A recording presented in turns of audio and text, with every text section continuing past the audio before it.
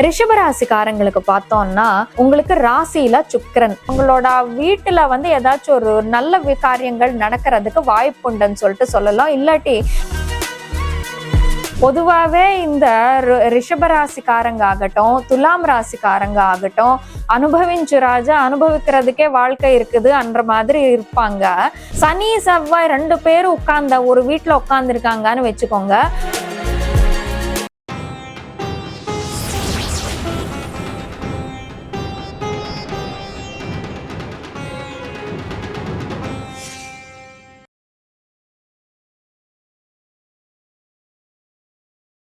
Rudran astro நேயர்கள் அனைவருக்கும் வணக்கம். நான் உங்கள் ஜோதிடர் வர்ஷினி. முதல்ல நீங்க கொடுத்துட்டு இருக்கிற ஆதரவுக்கு மிக நன்றி. என்னோட தமிழ்ல தவறுகள் தடுமாற்றங்கள் இருக்கும். காரணம் என்னோட பூர்வீகம் தமிழ் இல்லை. அதனால என்னோட தமிழ்ல ஏதாச்சும் குறைபாடுகள் இருந்தா என்னை மன்னிச்சிடுங்க. இந்த வாட்டி நம்ம இந்த 2026ஆம் ஆண்டு மே மாத பலன்கள் பத்தி தெரிஞ்சுக்க போறோம்.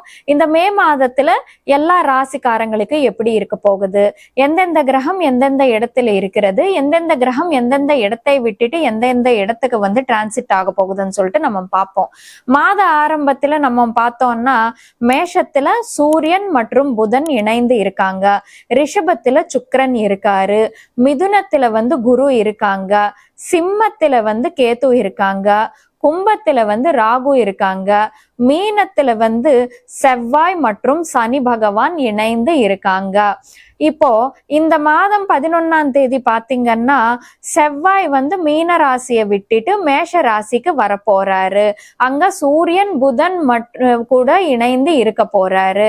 அப்படியே இந்த மாதம் 14ஆம் தேதி பாத்தீங்கன்னா இந்த சுக்கிரன் ரிஷபத்தை விட்டுட்டு மிதுனத்துக்கு போக போறாரு. 15ஆம் தேதி புதன் மேஷ ராசியை விட்டுட்டு ரிஷப ராசிக்கு போக போறாரு. அப்படியே 16ஆம் தேதி சூரியன் மேஷ ராசியை விட்டுட்டு ரிஷப ராசிக்கு போயிட்டு அங்க புதனுடன் இணைந்து இருப்பாரு. இது இந்த மாதத்துக்கான பிளேஸ்மெண்ட்ஸ் மற்றும் டிரான்சிட்ஸ். இப்போ இந்த பிளேஸ்மெண்ட்ஸ் மற்றும் டிரான்சிட்ஸ் எல்லா ராசிக்காரங்களுக்கு எந்த மாதிரியான பலன்கள் கொடுக்க போகுதுன்னு சொல்லிட்டு நம்ம பார்ப்போம். இப்போ ரிஷப ராசிக்காரங்களுக்கு இந்த மே மாதம் 2026ஆம் ஆண்டு எந்த மாதிரியான பலன்கள் இருக்க போகுதுன்னு சொல்லிட்டு நம்ம பார்ப்போம். ரிஷப ராசிக்காரங்களுக்கு பார்த்தோம்னா உங்களுக்கு ராசியில சுக்கிரன், 12ஆம் வீட்டுல சூரியன் மற்றும் புதன் இணைந்து இருக்காங்க. அப்படியே தொழில் வீட்டுல 10ல ராகு, 11ஆம் இடத்துல சனி பகவான் உட்கார்ந்துருக்காங்க, 4ஆம் வீட்டுல கேது உட்கார்ந்துருக்காங்க. இப்போ உங்களுக்கு இப்போ எப்படி இருக்க போகுது இந்த மாதம் பாத்தீங்கன்னா முதல்ல நம்ம ஹெல்த்துக்கு வருவோம்.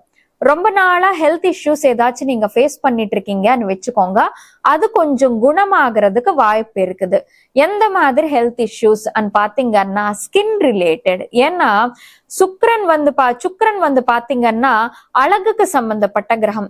இந்த ஹெயர் ஸ்கின்னு எதா இருந்தாலும் அழகுபடுத்துற கிரகம் சுக்கிரன். சோ இந்த ஸ்கின்னு ஹேரு அதுக்கப்புறம் ஃபேஸ் இதெல்லாமே சுக்கிரன் ரூல் பண்ணிட்டு இருப்பாரு.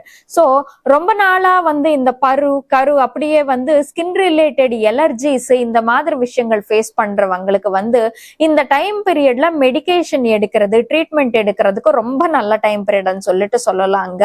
முதல்ல பாடி ஓரளவுக்கு செட் ஆகும் இந்த டைம் பீரியட்லன்னு சொல்லிட்டு சொல்லலாம். ஏன்னா ரிஷப ராசிக்காரங்க பொதுவாவே ஏதாவது ஒரு வகையில கொஞ்சம் ஹெல்த் ரிலேட்டடான இஷ்யூஸ் ஃபேஸ் பண்ணிட்டு இருப்பாங்க. ஆனா இருந்தாலுமே சரி உங்களுக்கு ஒரு சில இஷ்யூஸ் வர்றதுக்கு வாய்ப்பு உண்டு. அது என்னன்னு பாத்தீங்கன்னா உங்களுக்கு சுக்கிரன் ராசிநாதர் தான், ஆனா 6ஆம் வீட்டதிபதியும் ராசி சுக்கிரன் தான். சோ 6ஆம் வீட்டதிபதி ஆயிட்டு ராசியில வந்தாக்கா டைஜஷன் ரிலேட்டட் இஷ்யூஸ்ன்றது சுக்கிரன் உங்களுக்கு கொடுப்பதுக்கான வாய்ப்பு உண்டுன்னு சொல்லிட்டு சொல்லலாங்க. பட் மேஜர்லி பாத்தீங்கன்னா மேஜர் ஹெல்த் இஷ்யூஸ் இந்த டைம் பீரியட்ல கியூர் ஆயிடும். அப்படியே அழகு ஏறுறதுக்கான நல்ல டைம் பீரியட்னு சொல்லிட்டு சொல்லலாங்க. பியூட்டி ரிலேட்டட் ட்ரீட்மெண்ட் எடுக்கிறதுக்கு, ஸ்பாஸ் ரிலேட்டட் ட்ரீட்மெண்ட் எடுக்கிறதுக்கு நல்ல டைம் பீரியட். அப்படியே சுக்கிரன் ராசியில இருந்தாலும் சரி, 2ஆம் வீட்டுல இருந்தாலும் 2ஆம் வீட்டுக்கு வந்தாலுமே சரி, அவங்களோட வீட்டுல ஏதாச்சும் ஒரு நல்ல காரியங்கள் நடக்கிறதுக்கு வாய்ப்பு உண்டுன்னு சொல்லிட்டு சொல்லலாம். இல்லாட்டி ஒரு நல்ல காரியங்கள்ல நீங்க பங்கு எடுப்பதுக்கான வாய்ப்பு உண்டுன்னு சொல்லிட்டு சொல்லலாங்க. எதுக்குன்னா ராசியில சுக்கிரன் வரும்போது அவர் வந்து நிறைய ஆஸ்பீஷியஸ் ஈவெண்ட்ஸ்ன்றது நடத்தி தருவாரு. சோ வீட்டுல புதுசா குழந்தை பிறக்கிறது, இல்லாட்டி சொத்து வாங்குறது, விற்பனை செய்வது, இந்த மாதிரி விஷயங்கள் நடக்கிறதுக்கான வாய்ப்பு இருக்குது.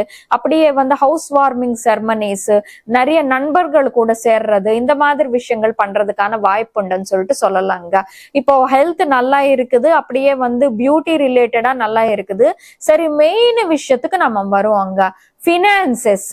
இப்போ 2ஆம் வீட்டு அதிபதி வந்து உங்களுக்கு புதன் ஆயிருக்காரு. அவர் போய் 12ஆம் வீட்டுல உட்கார்ந்து இருக்காரு, லாசஸ் எக்ஸ்பென்சஸ் ஹவுஸ்ல. சோ பினான்சஸ் வந்து இந்த மாதம் கொஞ்சம் உங்களுக்கு கஷ்டமா இருக்கும்னு சொல்லிட்டு சொல்லலாங்க. எப்போ வரைக்கும்? 15ஆம் தேதி வரைக்கும் தான் கஷ்டம்னா அலையிற சிச்சுவேஷன் வராது. உங்களுக்கு கையில இருக்கிற பணம் எல்லாமே வந்து செலவழிச்சிருவீங்க. எதுக்கான பொதுவாவே இந்த ரிஷபராசிக்காரங்க ஆகட்டும், துலாம் ராசிக்காரங்க ஆகட்டும், அனுபவிஞ்சு ராஜா அனுபவிக்கிறதுக்கே வாழ்க்கை இருக்குது என்ற மாதிரி இருப்பாங்க. ராசியில வேற சுக்கிரன் வந்திருக்காங்க. சோ ஒரு சில பிளஷர்ஸ்ன்றது நமக்கு உள்ளுக்குள்ள தோண்டிட்டு இருக்கும். சோ 2ஆம் வீட்டதிபதி போய் பினான்ஸ் ஹவுஸ்ல இருந்தாக்க என்னன்னா சும்மா வந்து காசு செலவழிச்சிட்டு இருப்போம், இல்ல ஏதாச்சும் ஒரு அனாவசிய செலவு வந்துட்டு வந்து காசு காலி ஆயிட்டு இருக்கும். ஆனா காசுக்கு அலையிற மாதிரி சிச்சுவேஷன் உங்களுக்கு இருக்கவே இருக்காது. இப்போ இந்த காசு காலி ஆயிட்டு இருக்கும், கையில ரூபாய் கூட நிக்காது, மாசம் முழுக்க இதே பிரச்சனையான்னா இல்ல. 15ஆம் தேதி வரைக்கும் தான். 15ஆம் தேதிக்கு அப்புறமா வந்து எப்போ 12ஆம் வீட்டை விட்டுட்டு புதன் வந்து ராசிக்குள்ள வருவாரோ உடனே வந்து உங்களுக்கு பினான்சஸ்ன்றது உங்களோட கண்ட்ரோல்ல வரும். உங்களுக்கு பினான்சஸ்ன்றது உங்களால ஒரு தாக்கு பிடிக்க முடியும். உங்களுக்கு என்ன ஒரு விஷயம் இருக்குதான்னு பாத்தீங்கன்னா 12ஆம் வீட்டு அதிபதியான செவ்வாய் வந்து உங்களுக்கு 11ஆம் வீட்டுல இருக்காங்க. 12ஆம் வீடு வெளிநாடுக்கு சம்பந்தப்பட்ட வீடு, 11ஆம் வீடு கெயின்ஸ்க்கு சம்பந்தப்பட்ட வீடு, லாபத்துக்கு சம்பந்தப்பட்ட வீடு. உங்களுக்கு வெளிநாடுல இருந்து ஏதாச்சும் ஒரு லாபம், ஒரு ப்ராஃபிட் வர்ற மாதிரி, முக்கியமா வந்து தொழில் அதிபர்களுக்கு நான் சொல்றேன், ப்ராஃபிட் வர்ற மாதிரியான ஒரு சில சிச்சுவேஷன்ஸ் அமையும். ஆனா அது அமையாம போகும். எதுக்குன்னு பாத்தீங்கன்னா செவ்வாய் வந்து வெறும் செவ்வாய் மட்டும்தான் 11ஆம் வீட்டுல உட்கார்ந்து இருக்காருன்னா நல்லது செய்வாரு. ஆனா செவ்வாய் யாரோட சேர்க்கையில உட்கார்ந்து இருக்காரு? அவருக்கு கட்ட எதிரியான சனியோட சேர்க்கையில உட்கார்ந்து இருக்காரு. சோ சனி செவ்வாய் 2 பேரும் உட்கார்ந்த ஒரு வீட்டுல உட்கார்ந்து இருக்காங்கன்னு வச்சுக்கோங்க. அவங்க 2 பேருக்கு அடிச்சுக்கிறதுக்கே டைம் போயிடும். சோ அதனால அந்த வீட்டுக்கு சம்பந்தப்பட்ட பெனிஃபிட்ஸ் ஆகட்டும், மேலிஃபிக்ஸ் ஆகட்டும் எதுவுமே கொடுக்க மாட்டாங்க. சோ எப்படின்னா கைக்கு கிடைச்சது வாய்க்கு கிடைக்கலையே என்ற மாதிரி ஒரு சில சிச்சுவேஷன் சில பேருக்கு நடக்கிறதுக்கான வாய்ப்பு உண்டுன்னு சொல்லிட்டு சொல்லலாங்க. அப்புறமா இந்த ரிஷபராசிக்காரங்களுக்கு பொதுவாவே 10ல ராகு உட்கார்ந்து இருக்காங்க. 10ல ராகு உட்கார்ந்தா வந்து வெளிநாட்டுக்கு சம்பந்தப்பட்ட விஷயங்கள் நடக்கிறதுக்கு, சில பேர் வந்து வெளிநாட்டுல போய் வேலை பார்ப்பாங்க. ஏன்னா தொழில் வீட்டுல ராகு இருக்கும்போது வெளிநாட்டுல வேலை பார்த்துட்டு இருப்பாங்க. இல்ல வெளிநாட்டுக்கு சம்பந்தப்பட்ட கம்பெனி ஆயிருந்தாலும் சரி, ஆன்லைன்ல ஒர்க் பண்ணிட்டு இருப்பாங்க சில பேர் இந்தியால உட்கார்ந்து. அந்த மாதிரி வெளிநாட்டு சம்பந்தமா ஏதாச்சும் ஒரு விஷயங்கள் உங்களுக்கு நடக்கிறதுக்கான வாய்ப்பு இருக்குதுன்னு சொல்லிட்டு சொல்லலாங்க.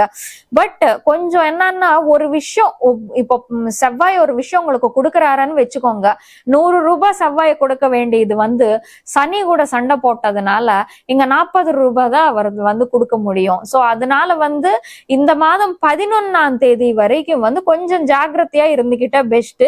அப்படியே 11ஆம் தேதி வரைக்கும் மூத்த சகோதரர்கள் கூடயோ மூத்த சகோதரிகள் கூடயோ கருத்து வேறுபாடு இருக்குது. ஏன்னா 11ல வந்து செவ்வாய் சனி பகவான் அடிச்சுக்கிறாங்க. சோ 11 வந்து நண்பர்களும் மூத்த சகோதரர்களும் சகோதரிகள். சோ அதனால அவங்க கூட கொஞ்சம் கருத்து வேறுபாடுன்றது இருக்கும். சோ அதனால வந்து நீங்க கொஞ்சம் இந்த டைம் பீரியட்ல ஜாக்கிரதையா இருக்க வேண்டிய சூழ்நிலைன்னு சொல்லிட்டு சொல்லலாங்க. இப்போ உங்களுக்கு மாதம் முழுக்க இந்த ஒரு பிரச்சனைன்றது இருக்காது.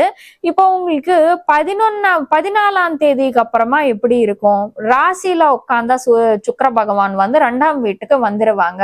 ராசிநாதர் வந்து 2ஆம் வீட்டுக்கு வந்துருவாரு. அப்படியே 15ஆம் தேதிக்கு அப்புறமா வந்து புதன் ராசிக்குள்ள வந்துருவாரு. 2ஆம் வீட்டு அதிபதி வந்து ராசிக்குள்ள வந்துருவாரு.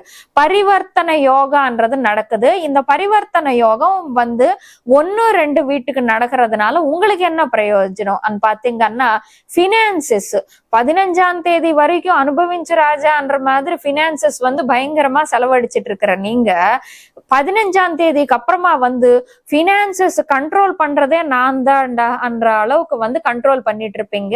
பினான்சியல்லி ஒரு நல்ல டைம் பீரியட்ன்றது 15ஆம் தேதிக்கு அப்புறமா உங்களால பார்க்க முடியும் ரிஷபராசிக்காரங்கனாலன்னு சொல்லிட்டு சொல்லலாங்க. அப்படியே 2ஆம் வீட்டுல சுக்கிரன் இருந்தாக்கா வச்சுக்கோங்க, உங்களுக்கு நல்ல கம்யூனிகேஷன்ன்றது ஏற்படுத்தி தருவாரு. அப்படியே குடும்பத்துல ஏதாச்சும் ஒரு நல்ல காரியம் சுப காரியம் நடக்கிறதுக்கான வாய்ப்பு இருக்குதுன்னு சொல்லிட்டு சொல்லலாங்க. குடும்பத்துல சொத்து வாங்குற மாதிரியான சிச்சுவேஷன்ஸ்ன்றது தெரியுது சில பேருக்கு. ஒரு லக்ஸரி, அது சொத்து வாங்கினாலும் எப்படின்னா சும்மா ஒரு நிலம் வாங்கணும் இல்லாட்டி என்னமோ ஒரு வண்டி வாங்கணும்ன்ற மாதிரி இருக்காது. ஒரு லக்ஸரியஸ் அபார்ட்மெண்ட் வாங்குறது, ஒரு லக்ஸரியஸ் இன்டீரியர் செய்யறது, அந்த மாதிரியான விஷயங்கள் நடக்கிறதுக்கு, ஒரு லக்ஸரி கார் வாங்குறது, இந்த மாதிரியான விஷயங்கள் நடக்கிறதுக்கான வாய்ப்பு இருக்குதுன்னு சொல்லிட்டு சொல்லலாங்க. இது இந்த ரிஷபராசிக்காரங்களுக்கான இந்த மாதத்துக்கான பலன். இப்போ ரிஷபராசிக்காரங்களுக்கு இந்த மாதம் என்ன ரெமெடி பண்ணலாம்னு சொல்லிட்டு நம்ம பார்ப்போம். 15ஆம் தேதி வரைக்கும் உங்களுக்கு செலவு அதிகமா இருக்குது இல்லையா? சோ அந்த செலவு கட்டுப்பாடு செய்யறதுக்கு, கண்ட்ரோல் பண்றதுக்கு நம்ம என்ன பண்ணணும்? டெய்லி நீங்க விளக்கேத்தி வச்சுட்டு கனகதாரா ஸ்தோத்திரம் படிச்சீங்கன்னு வச்சுக்கோங்க, உங்களுக்கு செலவுன்றது உங்களோட கட்டுப்பாடுல இருக்கும்னு சொல்லிட்டு சொல்லலாங்க. மத்தபடி இந்த ரிஷபராசிக்காரங்களுக்கு எல்லா விதமான நல்ல பலன்கள் அமையணும்னு சொல்லிட்டு அந்த கடவுள் கிட்ட வேண்டிக்கிட்டு சர்வே ஜனா சுகினோ பவந்து. ருத்ரன் ஆஸ்ட்ரோ நேயர்களுக்கு சின்ன அறிவிப்பு. இந்த மாதிரியான பேர்ச்சி பலன்களு, மாத பலன்களு தொடர்ந்து பார்க்க ருத்ரன் ஆஸ்ட்ரோ யூடியூப் சேனலுக்கு சப்ஸ்கிரைப் பண்ணிக்கோங்க. பக்கத்துல இருக்கிற பெல் ஐக்கானை கிளிக் பண்ணிக்கிட்டா உங்களுக்கு நோட்டிபிகேஷன்ஸ் வரும். உங்களுக்கு இந்த வீடியோ பிடிச்சிருந்தா லைக் பண்ணுங்க, ஷேர் பண்ணுங்க. கீழே காமெண்ட் செஷன்ல உங்களோட கருத்துக்கள் மென்ஷன் பண்ணுங்க. நன்றி.